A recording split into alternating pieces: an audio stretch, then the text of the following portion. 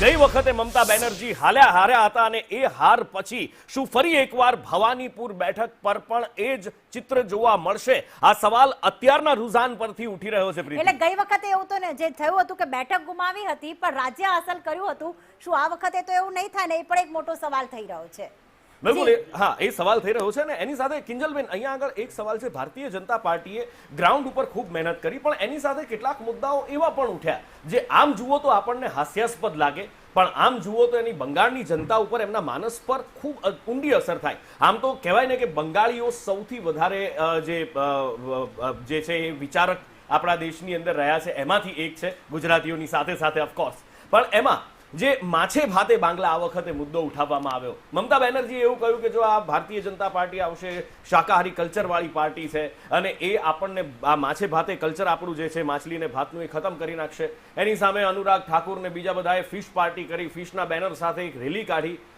આમ જુઓ તો આ હાસ્યાસ્પદ મુદ્દો લાગે પણ એની અસર કેટલી દેખાય? જો ઇલેક્શનમાં જાત જાતના ગતકડા દરેક પાર્ટી અપનાવતી હોય છે અને એમને એવું લાગતું હોય છે કે આવા ગતકડા કરવાથી અમે જીતી જઈશું।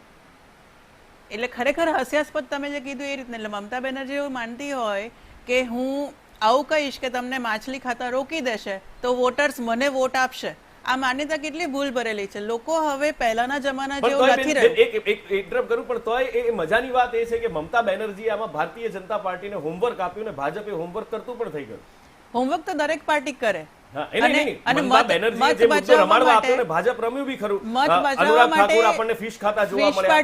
લોકોએ એના ત્યાં લોકલ બંગાળના બીજેપીના નેતાઓએ પણ ફિશ પાર્ટી કરી અને કીધું કે અમે પણ ખાઈએ છીએ ને તમને પણ કોઈ રોકવાનું નથી।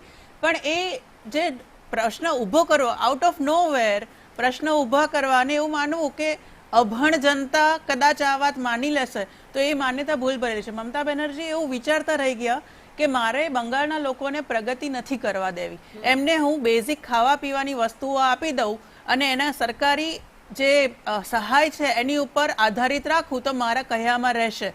એ વાત એમણે આટલા વર્ષના શાસન દરમિયાન કરી અને બંગાળની જનતાને સાધારણ અને ગરીબ જે રેખા કહેવાય એની આસપાસ રહેવા દીધી અને એના કારણે એમને એવું લાગ્યું કે અમે હવે વધારે હજી આગળ પણ વોટિંગ દોઢ દાયકા પહેલા ચિત્ર કિંજલબેન આપણને યાદ આવે પેલું સિંગુરમાં ટાટાનો પ્લાન્ટ અને એની ઉપર જે પથ્થરમારો હુમલો ને ત્યાંથી પછી ગુજરાત બિલકુલ ઉદ્યોગો ના વિકસવા દેવા જેથી કરીને ત્યાંની જનતાને કોઈ લાભ જ ના મળે, સરકારી નીતિઓ રીતિઓ ઉપર આધારિત રહે। આ જે રાજનીતિ છે ને એ એમને નુકસાન કરી ગઈ અને કોંગ્રેસના રાહુલ ગાંધી જેવા લીડરે કહેવું પડ્યું ચાલુ ચૂંટણીએ બીજા ચરણનું વોટિંગ બાકી હતું ત્યારે કે જે રીતે રાજ કર્યું છે ને એના કારણે અમારી ઇન્ડિયા અલાયન્સની ટીએમસી હારી રહી છે અથવા તો એમને માઠા પરિણામ ભોગવવા પડી રહ્યા છે। ચાલુ ચૂંટણીએ તમારા સહયોગી દળે આવું સ્ટેટમેન્ટ આપવું પડે એટલે કેટલા એ લોકો કોંગ્રેસના નેતા બી કેટલા ત્રાસે હશે આ નીતિ રીતિથી। અને પણ આજના જે હાઈટેક ટેકનોલોજીના યુગમાં યુવાનો જ્યારે દેશ દુનિયા સાથે કનેક્ટ કરી રહ્યા છે